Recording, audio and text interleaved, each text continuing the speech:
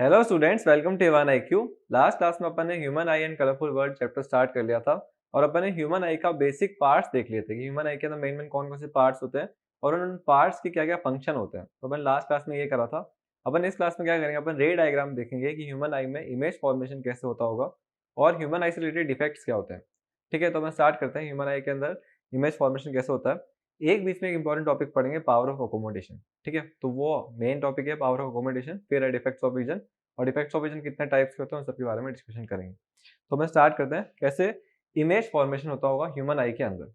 तो ह्यूमन आई में अपन ने क्या देखा था कि एक जैसे ये बॉल टाइप स्ट्रक्चर होता है, ये जो लास्ट वाला पार्ट होता है उसको रेटिना बोलते हैं। यहीं पे इमेज फॉर्म होती है, सारी रेज कहाँ मीट होती है? रेटिना पे। रेटिना क्या है? एक स्क्रीन है।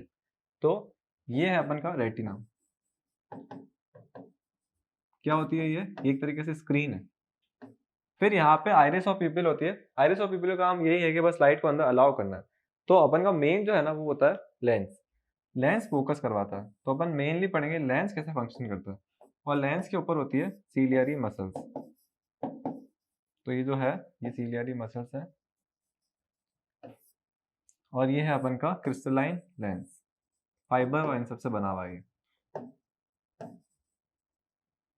ठीक है, क्रिस्टलाइन लेंस का कैसा नेचर होता है, किस टाइप का होता है, ये कॉनकेव होता है कि कॉन्वेक्स होता है? तो ये होता है कॉन्वेक्स। ठीक है, तो ये पूरा हो गया। क्रिस्टलाइन लेंस होता है, कॉन्वेक्स लाइक स्ट्रक्चर होता है, रेटिना अपन की स्क्रीन होती है। अब क्या होता है कि कोई भी ऑब्जेक्ट है ना, अपन के आसपास कोई भी ऑब्जेक्ट होता है तो उससे लाइट रिफ्लेक्ट हो रही होती है और उस रिफ्लेक्टिंग की वजह से वो जो रिफ्लेक्टेड लाइट होती है ना वो अपन के आईज में आ रही होती है और उसकी वजह से सेंसेशन क्रिएट होते हैं और अपन को वो चीज विजिबल होती है ना। जैसे अपन ऐसे बोल रहे हैं कि ये एक ट्री है, ये एक ट्री है। अब इसके ऊपर बहुत सारी लाइट आ रही होगी और ये लाइट रिफ्लेक्ट कर रहा होगा। ये लाइट रिफ्लेक्ट होगी, ये अपन की रिफ्लेक्टेड लाइट आ रही है। ठीक है, ये अपन की आईज के अंदर जाएगी और इसकी कुछ ना कुछ इमेज फॉर्म होगी। जैसे यहाँ पे बनी, दोनों रेज जाके मीट हुई यहाँ पे। फिर जाके जो लाइट होती है, ये देखती कि लाइट जो अपन की आई होती है वो सेंस कर लेती है ना कि लाइट सारी यहाँ पे पड़ रही है, रेटिना पे पड़ रही है। रेटिना के ऊपर क्या होता है? सेंसिटिव सेल्स होते हैं और सेंसिटिव सेल्स जो होते हैं वो ऑप्टिकल नर्व के थ्रू ब्रेन में सिग्नल्स भेजते हैं कि हाँ डिकोड करो। फिर वो डिकोड करता है कि हाँ ये जो लाइट आ रही है ट्री के हेल्प से आ रही है, ट्री रिफ्लेक्ट कर रहा है और फिर अपन इमेजिन करते हैं हाँ ये ट्री है। फिर अपन की पूरी इमेज बनती है। तो ये पूरा मैकेनिज्म होता है कि यहाँ से मतलब जैसे सन है, ये सन इस पर लाइट फेंकेगा, यहाँ से रिफ्लेक्ट बैक करेगा, रिफ्लेक्ट बैक करेगा तो अपन के यहाँ पे पूरा लाइट उसको सेंस कर लेगी, आई अपन की उसको सेंस कर लेगी। तो ये पूरा मैकेनिज्म चलता है। लाइट जो होती है वो आई में कैसे सेंसेशन क्रिएट करती है और सेंसेशन को अपन कैसे डिकोड करते हैं इमेज फॉर्मेशन में। पूरा ऐसे इमेज फॉर्मेशन होता होगा। तो सब में सबसे इंपॉर्टेंट पार्ट कौन सा? रेटिना। रेटिना पे अगर रेज फोकस नहीं हो पा रही है, जैसे अपन ऐसे बोलते हैं ना कि ये दोनों रेज जो थी वो ऐसे मीट होती। ठीक है, ये अपन का ये जो दोनों रेज आ रही थी ये ऐसे जाके मीट होती।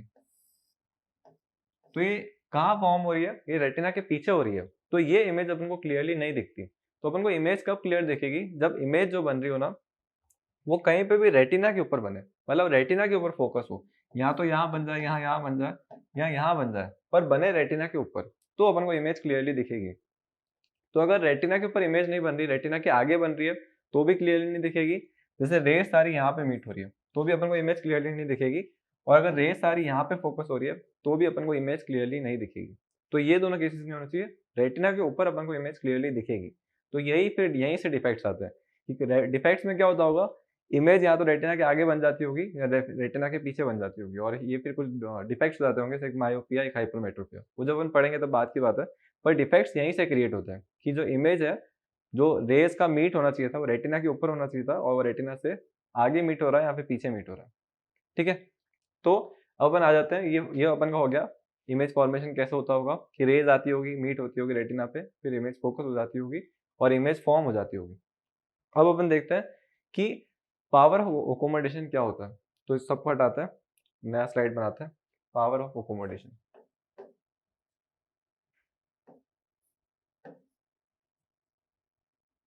इसको बहुत अच्छे से समझना क्योंकि बहुत इंपॉर्टेंट टॉपिक है और इंटरेस्टिंग भी है। ठीक है, इंटरेस्टिंग है क्यों अभी अपन देखेंगे। जैसे अपन बोल रहे हैं कि ये अपन की ह्यूमन आई है, ठीक है, लाइक स्ट्रक्चर है और ये अपन का लेंस है और ये अपन का फ्रेम ऑफ रेफरेंस है। अपन यहाँ पे सामने कुछ चीज देख रहे हैं। ठीक है, यहाँ पे कोई ऑब्जेक्ट है जो अपन की जस्ट आई के सामने है। ये अपन की सीलियरी मसल्स, सीलियरी मसल्स को अलग कलर से बना देते हैं।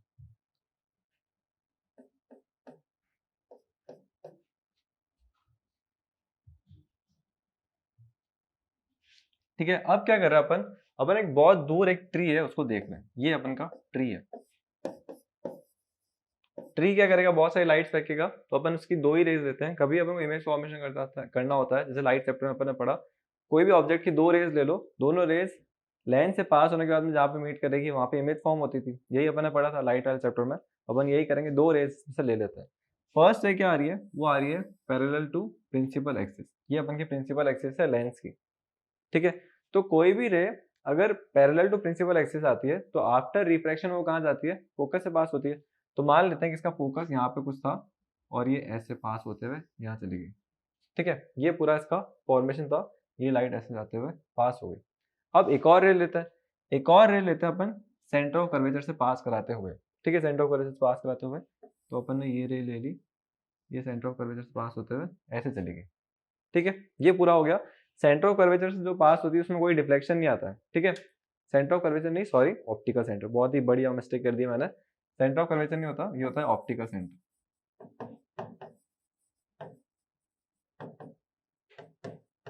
ठीक है, ओ से डिनोट करता है। कोई भी बुक में हो या कोई भी लेंस वाला चैप्टर अपन ने पढ़ा था, तो अपन ने ये पढ़ा था कि ऑप्टिकल सेंटर की तरफ जो भी रे डायरेक्टेड होगी ना, वो विदाउट डिफ्लेक्शन जाएगी, उसमें कोई भी डिफ्लेक्शन नहीं आएगा, वो स्ट्रेट जाएगी। तो तभी ऑप्टिकल सेंटर की लाइन में ही आ रही थी, तो उसमें कोई भी डिफ्लेक्शन नहीं आया, सीधा चलेगी। ठीक है, दोनों रेस कहाँ पे मीट हो रही है, यहाँ पे, है ना। दोनों रेस कहाँ मीट हो रही है, रेटिना के ऊपर। तो ये इमेज अपन को क्लियरली दिखेगी क्या, तो आंसर है क्लियरली दिखेगी, क्योंकि रेटिना के ऊपर फॉर्म हो रही है। तो ऐसी रेस अपन को क्लियरली दिखती है। अब अपन क्या करते हैं, फोकस को मार्क कर देते हैं। अपन का फोकस क्या था, जो भी एक्सिस प्रिंसिपल एक्सिस के पैरेलल आती है तो आफ्टर रिफ्लेक्शन फोकस से पास होती है। तो अपन का फोकस पॉइंट कौन है, ये वाला। इसको एक बार अपन अलग कलर से मार्क कर देते हैं। ठीक है, इसको मार्क करने के लिए क्या करें, ये है अपना फोकस, बाकी सबको अपन हटा देते हैं, जो भी रे वे हैं उनको हटाते हैं। अच्छे से हट जाए तो सही बात है, नहीं तो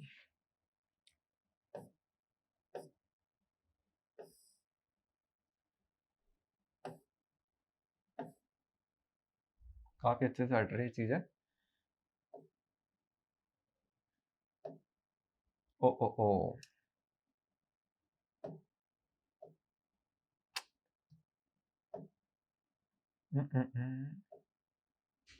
ठीक है, सब कुछ लगभग हट ही चुका है, ये नहीं हटा।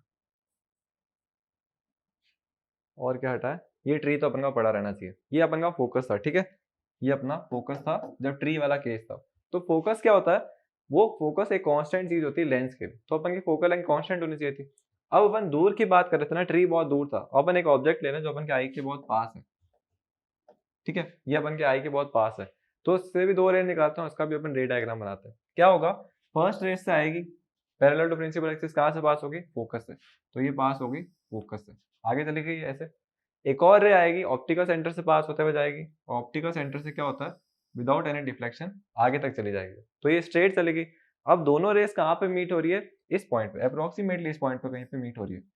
तो ये रेटिना के ऊपर पॉइंट आ रहा है कि रेटिना के पीछे पॉइंट आ रहा है, तो इसका आंसर है ये तो रेटिना के बहुत ज्यादा पीछे आ रहा है ना, रेटिना के तो ये बहुत ज्यादा पीछे आ रहा है। तो ये इमेज अपन को क्लियरली दिखेगी क्या, तो आंसर है नहीं, क्योंकि जब मैं दूर के ऑब्जेक्ट को देख रहा हूँ तो मुझे पास की चीजें क्लियरली नहीं दिखेगी। पर चलो माना कि अब मैं ट्री को नहीं देख रहा, अब मैं सिर्फ इसी चीज को देख रहा हूँ, तो भी मुझे क्लियरली नहीं दिख रहा है, क्योंकि जो इसकी इमेज फॉर्म हो रही है, जो इसकी रेज मीट हो रही है, वो इसके पीछे हो रही है। तो पीछे होने की वजह से अब हमको क्लियरली नहीं दिखेगा। ठीक है, तो अब हमको क्लियरली नहीं दिखेगा। तो कभी ऐसा होता है क्या कि आप दूर की चीजों को तो क्लियरली देख पा रहे हो और पास की चीजों को क्लियरली नहीं देख पा रहे हो, वो होता है तो वो तो डिफेक्ट है, मतलब अपन को एक डिजीज है मायोपिया और ये वाली, मतलब हाइपरमेट्रोपिया। पर जनरली जिसकी आई एकदम क्लियर है, उसको दूर की चीजें भी क्लियरली दिखती है, पास की चीजें भी क्लियरली दिखती है। ठीक है, तो ये क्लियरली दिखना चाहिए था, पर इसमें ऐसा हो रहा है कि अपन को क्लियरली नहीं दिख रहा है। तो इसका रीजन क्या है, अगर अपन अपनी फोकल लेंथ को एडजस्ट करें, थोड़ा ज्यादा अच्छे से एडजस्ट करें, कि फोकल लेंथ अभी यहाँ तक आ रही है ना, ये पॉइंट यहाँ पे होता, अगर यहाँ पे होता तो क्या होता, ये लाइन ऐसे पास होते हुए इसको मीट कर लेती। ठीक है, तो अपन ऐसा केस देखते हैं जिसमें ये पॉइंट थोड़ा आगे हो, शिफ्ट हो जाए। ठीक है, तो अपन इसको केस करके देखते हैं वो, और इस लाइन को हटाते हैं।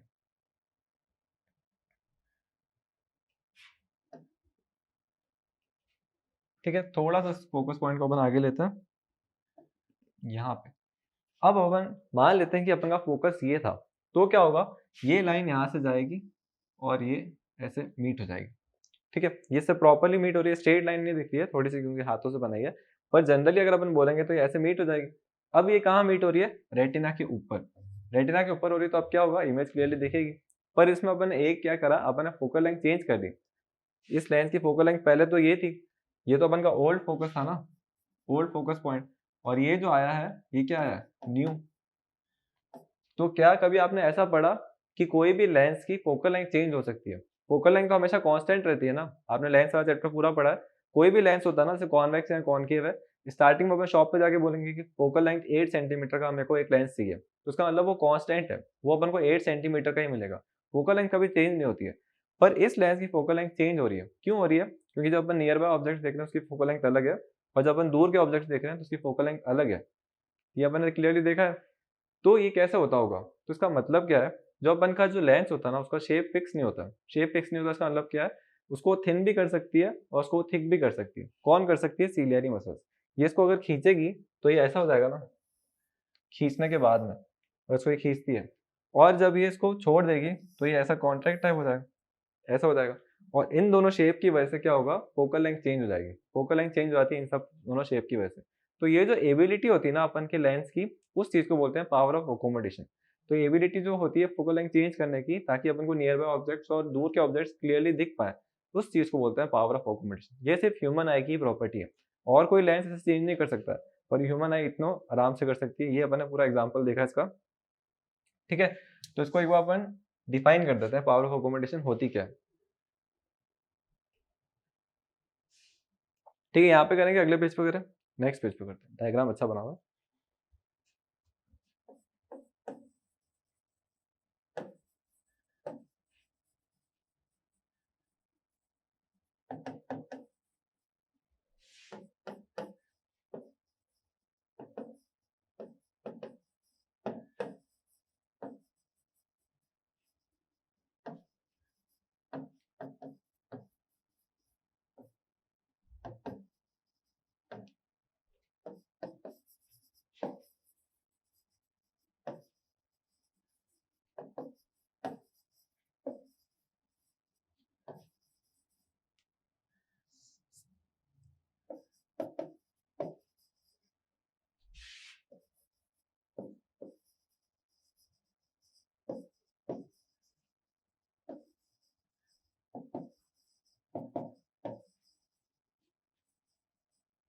ठीक है, जो एबिलिटी होती है अपन की ह्यूमन आई की, उसके लेंस को एडजस्ट करने की, फोकल लेंथ की, ताकि अपन को ऑब्जेक्ट्स जो है, फार ऑब्जेक्ट्स और नियर ऑब्जेक्ट्स क्लियरली दिख पाए, उस चीज को बोलते हैं पावर ऑफ अकोमोडेशन। ठीक है, एबिलिटी या कैपेबिलिटी बोलो, दोनों एक ही बात है। Lens to see nearby and far objects clearly. ठीक है, तो ये होता है। तो इसका मतलब अपन की जो ह्यूमन आई होती है, इसकी फोकल लेंथ फिक्स नहीं होती है। जब अपन पास की चीजें देखते हैं तो फोकल लेंथ अलग होती है, और जब अपन दूर की चीजें देखते हैं तो अपन की फोकल लेंथ अलग होती है। जैसे जब मैं ट्री को देख रहा था, तब मेरा फोकल पॉइंट यहाँ पे था, फोकस पॉइंट यहाँ था, तो मतलब इसकी मतलब फोकल लेंथ जो थी वो यहाँ से लेके इस पॉइंट तक थी, यहाँ तक। ये मेरी फोकल लेंथ थी ओल्ड वाली, जब मैं ट्री को देख रहा था। ठीक है, ये मेरी फोकल लेंथ थी ओल्ड वाली। और जब मैं इस वाले ऑब्जेक्ट को देख रहा हूँ, इस वाले ऑब्जेक्ट को कुछ नाम दे देते हैं। ट्री के अलावा क्या चीज होती है? ये कोई बाइक है। ठीक है, जब मैं बाइक को देख रहा था तब क्या हो रहा था?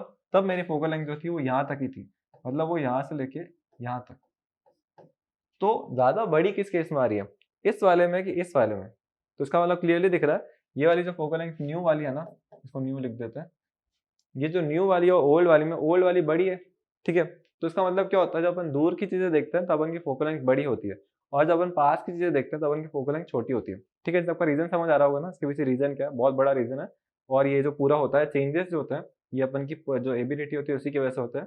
इस चीज को बोलते हैं पावर ऑफ अकोमोडेशन। ठीक है, तो पावर ऑफ अकोमोडेशन अपन ने पढ़ लिया, और अपन अब देखते हैं शेप में चेंजेस क्या क्या होते हैं। कि श्रिंक होता होगा, कैसे होता होगा, रिलैक्स कैसे होता होगा, कॉन्ट्रैक्ट के टाइम में फोकल लेंथ बढ़ती है कि कम होती है, वो सब अपन को देखना है। पावर ऑफ अकोमोडेशन समझ तो आ गया अपन को क्या करना होता है इसमें। ये अपन श्रिंक और कॉन्ट्रैक्ट रिलैक्स वाला क्वेश्चन पार्ट देख रहे हैं अब। ठीक है, तो स्टार्ट करते हैं। जैसे ये अपन का क्रिस्टलाइन लेंस है। ठीक है, अब क्या होगा? इस क्रिस्टलाइन लेंस को, जब मैं ऐसा बोल रहा हूँ कि जब इनकी जो मसल्स होती है ना कॉन्ट्रैक्ट होती है, तब क्या होता है? ये थिक हो जाता है। जैसे मसल्स बहुत ज्यादा कॉन्ट्रैक्ट हो रही है तो ये थिक हो जाता है। थिक हो जाता है मतलब ये ऐसा कुछ हो जाता है। अब इसका कर्वेचर देखना। जो फोकल लेंथ होती है वो क्या होती है? रेडियस ऑफ कर्वेचर की हाफ होती है। तो रेडियस ऑफ कर्वेचर क्या होती है, जो इमेजिनरी स्फीयर होता है, इमेजिनरी स्फीयर को मैं अलग कलर से बनाता हूँ, ठीक है, ऐसा ही होगा इमेजिनरी स्फीयर इस वाले का, और इस वाले को हटाओ एक बार, और इस वाले का होगा अप्रोक्सीमेटली ऐसा, ठीक है। तो ये इमेजिनरी स्फीयर है, ये इसका सेंटर ऑफ कर्वेचर है, ठीक है। और ये जो पूरा डिस्टेंस होता है ये होता है रेडियस ऑफ कर्वेचर, उसका हाफ होता है फोकल लेंथ। तो ये अपन का इस केस की बात है। अब अपन इसको अपन थिन करते हैं, क्योंकि थिन भी तो कर सकती है अपन की जो सीलियर में उसको थिन भी कर सकती है। उस केस में देखते हैं, उस केस के लिए जब ये थिन है,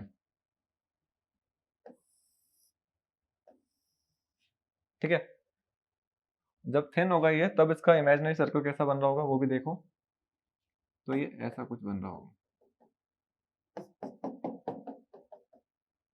इसका भी ऐसा ही, मतलब वो मतलब बोर्ड के उस तरफ जा रहा होगा। अब दोनों के देखो, जब ये थिन है और जब ये थिक है, दोनों में रेडियस ऑफ कर्वेचर ज्यादा किसमें, ज्यादा रेडियस कौन से बड़े सर्कल में दिखती है, एक तो ये है, इसको अपन लिख देते हैं R1, और एक ये रेडियस है, इसको लिख देते हैं R2। कौन सी रेडियस बड़ी लग रही है, ठीक है, क्लियरली मुझे दिख रहा है कि जो R2 वाली है वो बड़ी है, रेडियस ऑफ कर्वेचर R2 वाली की बड़ी है ना, जब वो थिन था तो वो बड़ी है। तो उसका मतलब जब अपन का लेंथ थिन होता है तब रेडियस ऑफ कर्वेचर क्या होती है, बढ़ जाती है, बढ़ जाती है, इसका मतलब फोकल लेंथ भी इंक्रीज हो जाएगी। तो उसका मतलब क्या होगा, फोकल लेंथ इंक्रीज होगी तो अपन दूर के ऑब्जेक्ट को क्लियरली देख पाएंगे। दूर है मतलब पार है तो फोकल लेंथ बड़ी हो, पास है इसका मतलब फोकल लेंथ छोटी हो। तो पास की जब ऑब्जेक्ट को देख रहे होंगे तो अपन की फोकल लेंथ ऐसी होती होगी, ये एकदम थिक हो जाता होगा बीच में से, और फिर अपन उसके पास के ऑब्जेक्ट को देख लेते होंगे, ठीक है। तो ये पूरा होता है मैकेनिज्म। अब ये मैकेनिज्म कैसे होता होगा, थिन और थिक कैसे होता होगा, ये सब काम कौन करता है, सिलियरी मसल्स। सिलियरी मसल्स क्या होती है, जब वो श्रिंक होती है ना तब वो ऐसा हो जाती है, ठीक है, कॉन्ट्रैक्ट होती है सिलियरी मसल्स तो वो थिक हो जाती है, और जब वो रिलैक्स होती है तो वो ऐसी हो जाती है, थिन, ठीक है। इसको अपन लर्न कैसे कर सकते हैं, ऐसे आप ऐसे याद रखो, जैसे ये अपन का लेंस है, ठीक है, इस पे कलर चेंज कर लेते हैं, ये अपन का लेंस है, ठीक है, ये सीलियरी मसल्स ऐसे लगेगी, ये सीलियरी मसल्स है, ऐसे बहुत सारी सीलियरी मसल्स के ऊपर लगी हुई है, और यहाँ से भी लगी हुई है, ये इस तरफ वाली है, ठीक है। अब मैं मान लो कि जो थ्रेड्स हैं इनको मैं खींचता हूँ, जब मैं इनको खींचूंगा तो क्या होगा, ये यहाँ से इसको दबाएगा और ये चीज यहाँ से इसको दबाएगी। तो जब मैं इसको कॉन्ट्रैक्ट करता हूँ, खींचता हूँ, तो इसका शेप कैसा हो जाएगा, ऐसा हो जाएगा ना। ये लेंस ऐसा था, इसको मैंने खींचा है, यहाँ से दबा रहा हूँ मतलब, तो ये क्या ऐसे शेप का नहीं हो जाएगा, ऐसे शेप का हो जाएगा। तो ये होता है कॉन्ट्रैक्शन, ठीक है, सीलियरी मसल्स का कॉन्ट्रैक्शन। और जब मैं रिलैक्स करूंगा, जब ये मसल्स रिलैक्स करेगी तो ये क्या होगी, अपने आप को छोड़ेगी, छोड़ेगी तो क्या होगा, ये रिलैक्स होगा, तो उस केस में क्या होगा, ये थिन हो जाएगा, इसे पतला सा हो जाएगा, ठीक है। तो ये होता है कॉन्ट्रैक्शन और ये होता है रिलैक्सेशन,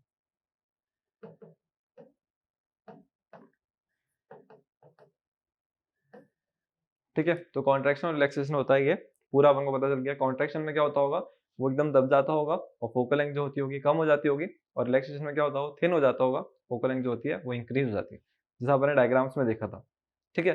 तो सीलियरी मसल्स का काम होता है कॉन्ट्रैक्ट और रिलैक्स करना। कॉन्ट्रैक्ट करेगी तब क्या होगा, फोकल लेंथ कम हो जाएगी, रिलैक्स करेगी तब क्या होगा, फोकल लेंथ बढ़ जाएगी। तो जब अपन दूर के ऑब्जेक्ट्स देखते हैं तो अपन की सीलियरी मसल्स क्या करती है, रिलैक्स हो जाती है, और जब अपन पास की चीजें देखते हैं तो अपन की सीलियरी मसल्स कॉन्ट्रैक्ट हो जाती है, ठीक है। तो यही पूरा वर्किंग था कि सीलियरी मसल्स कैसे फंक्शन करती है, कैसे वो फोकल लेंथ चेंज कर देती है, ठीक है। पूरा वर्किंग समझ आई गया होगा लगभग आपको,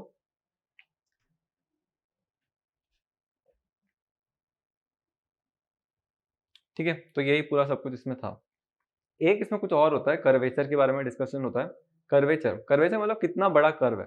आपको कर्वेचर मतलब ज्यादा कर्व इसमें दिख रहा है कि इसमें दिख रहा है, तो आंसर है इसमें ज्यादा कर्व दिख रहा है ना, मतलब ये जैसे थिन सा है, ज्यादा कर्व दिख रहा है, ज्यादा कर्व मतलब ऐसा, जैसे मैं ऐसा हाथ दिखा रहा हूँ ये कर्व ज्यादा है, और ऐसा हाथ दिखा रहा हूँ कर्व कम है ना, तो कर्वेचर बोलते हैं। तो कितना ज्यादा कर्व है, तो ज्यादा कर्वेचर किसमें दिख रहा है अपन को, इन दोनों में से तो इसमें दिख रहा है ज्यादा कर्वेचर है। इसकी फोकल लेंथ ज्यादा है कि कम है, तो इसकी फोकल लेंथ कम है, क्योंकि रेडियस ऑफ कर्वेचर कम है तो फोकल लेंथ भी कम होगी।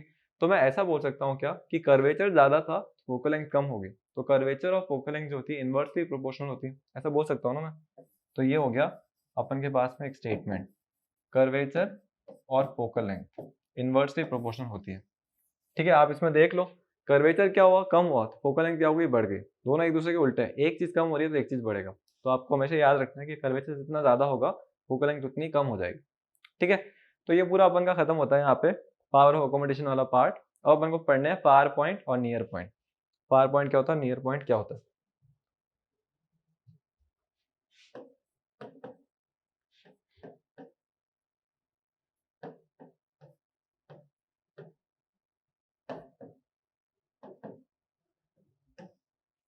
ठीक है, फार पॉइंट और नियर पॉइंट क्या क्या है। जैसे मैं ऐसे बोल रहा हूँ कि कोई भी ऑब्जेक्ट है उसको मैं देख सकता हूँ क्योंकि मुझे पता है कि मेरी आंखों में एबिलिटी है, मैं फोकल लेंथ चेंज रेंज होगी और मैं आराम से उसको ऑब्जेक्ट को क्लियरली देख पाऊंगा। पर कितना दूर तक देख पाऊंगा। जैसे मैंने एक बस का नंबर देखा, बहुत दूर से मैंने नंबर देख लिया, हाँ मुझे क्लियरली दिख रहा था। फिर मैं और दूर गया तो वो और भी दूर जाते हुए दिखा, एक टाइम आया फिर मुझे नहीं दिखने लगा। तो मैं एक जज कर सकता हूँ कि हाँ मैं इससे ज्यादा दूर नहीं देख सकता। एक पर्टिकुलर लिमिट होनी चाहिए ना कि मेरी आईज में जो होता है रिलैक्सेशन, इसके बाद में और ज्यादा सी देर मतलब रिलैक्स नहीं होगी। एक पूरा एक पॉइंट होना चाहिए ना, तो उस पॉइंट को बोलेंगे फार पॉइंट, कि अपन मैक्सिमम इतना दूर तक देख सकते हैं। ठीक है, तो फार पॉइंट का मतलब क्या होता है, मैक्सिमम।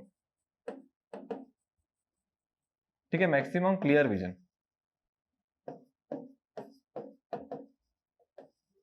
इतना दूर तक तो मैं देख सकता हूँ, ऐसा हम बोल रहे हैं।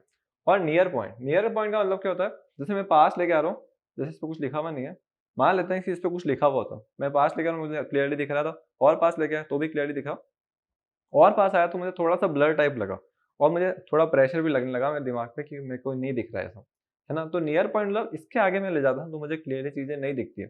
कभी आप ऐसे देखते हो ना, बुक को बहुत पास से पढ़ते हो तो आपको थोड़ी इरिटेशन होती है और वर्ड्स क्लियर भी नहीं दिखते हैं। तो उसका मतलब क्या है, अपन की जो सीलियरी मसल है उसने इतना कॉन्ट्रैक्ट कर लिया कि अब उसमें और एबिलिटी नहीं है कॉन्ट्रैक्ट करने की, और छोटा नहीं हो सकता वो। तो पास में भी एक फिक्स पॉइंट होगा कि इसके आगे आप नहीं देख सकते हो।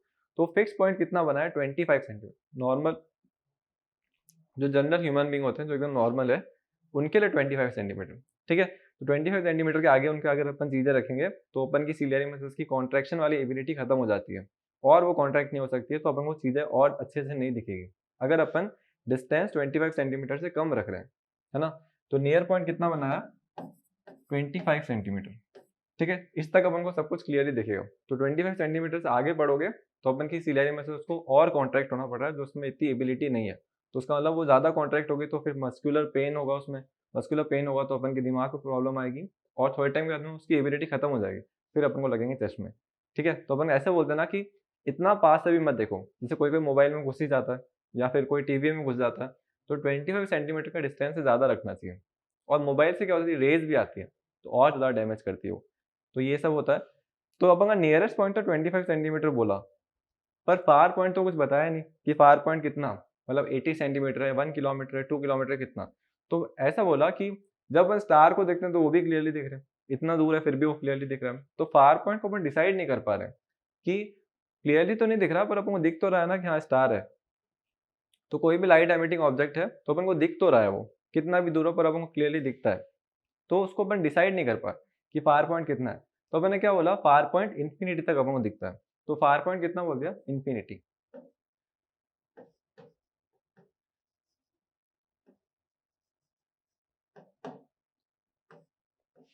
ठीक है, तो ये पूरा खत्म होता है यहाँ पे फार पॉइंट और नियर पॉइंट के बारे में डिस्कशन।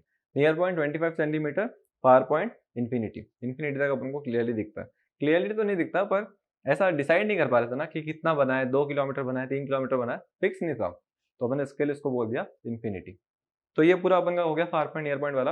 अब क्या, अपन डिफेक्ट्स के बारे में पढ़ते हैं। जो एनसीईआरटी वाला जो पार्ट है उसमें पावर ऑफ अकोमोडेशन में एक थोड़ा सा एक्स्ट्रा पार्ट दिया हुआ है कैटरेक्ट डिजीज के बारे में। कैटरेक्ट डिजीज क्या होती है, ठीक है। तो क्या होता है, जैसे जैसे अपन ओल्ड एज के होते हैं ना, तो अपन की मेम्ब्रेन्स जो होती है ना, थोड़ी थोड़ी वो खराब होने लगती है, और अपन की मेम्ब्रेन्स का जो डैमेज पार्ट होता है, जो डेड पार्ट होता है, उसमें से वो अपन की आईज क्लियर नहीं कर पाती, वो आईज के ऊपर ही आने लग जाता है। तो वो जो पार्ट होता है वो क्लाउडी जैसी आई हो जाती है, अपन का विजन जो होता है पूरा ब्लर हो जाता है। ओल्ड एज के साथ में होता है वो। तो जो क्लाउडी मेम्ब्रेन टाइप आ जाता है ना अपन की आई के आगे, आइरिस वाले पार्ट के आसपास पूरा, उस चीज को क्या बोलते हैं, उस चीज को एक डिजीज होती है, उसको बोलते हैं कैटारेक्ट। ठीक है, तो एक बार वो लिख देते हैं, कैटारेक्ट एक डिजीज टाइप है वो, और उसका मतलब क्या है, क्लाउडीनेस आ जाती है आई के अंदर।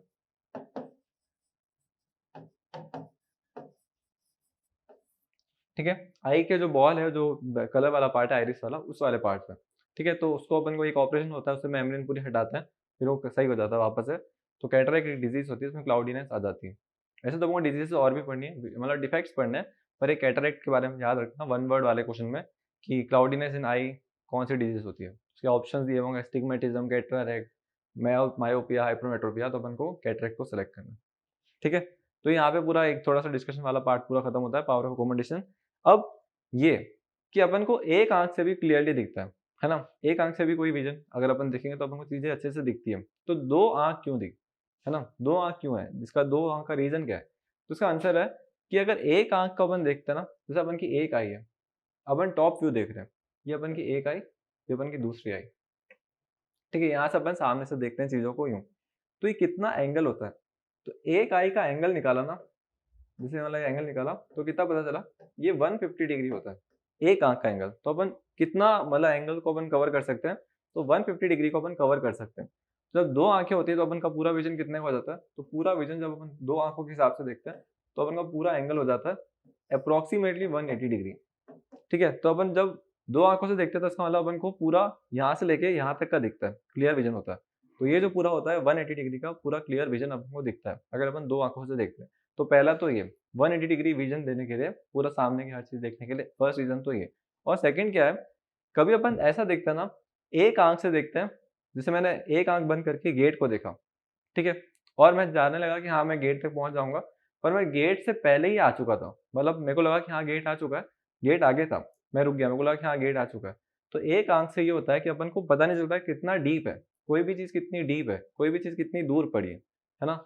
तो अपन को डीपनेस या अपन से कितना दूर ऑब्जेक्ट पड़ा ना, उसकी जो अपन को एक पूरी इन्फॉर्मेशन देती है ना, वो दो आंख का विजन देता है। एक आंख से अपन कभी भी उसकी हाइट जज नहीं कर सकते, कितना दूर पड़ा है कोई ऑब्जेक्ट है, या कोई भी चीज कितनी नीचे तक जा रही है, तो अपन डीपनेस नहीं निकाल पाएंगे, हाइट नहीं निकाल पाएंगे।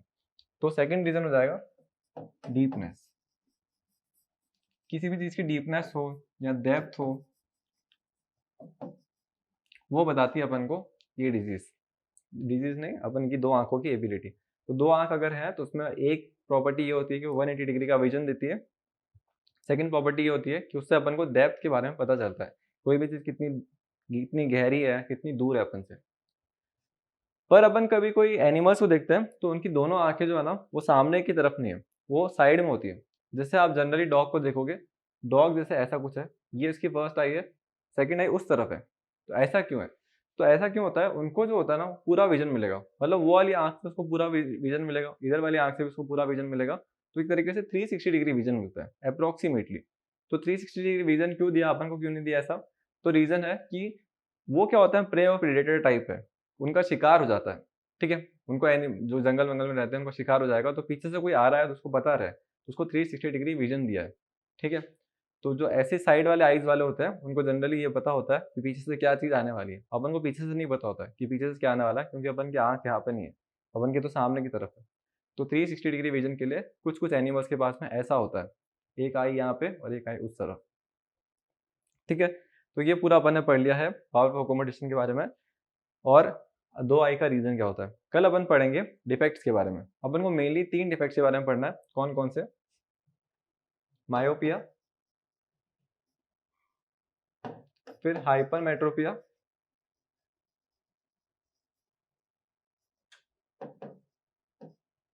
और एक प्रेसिबायोपिया।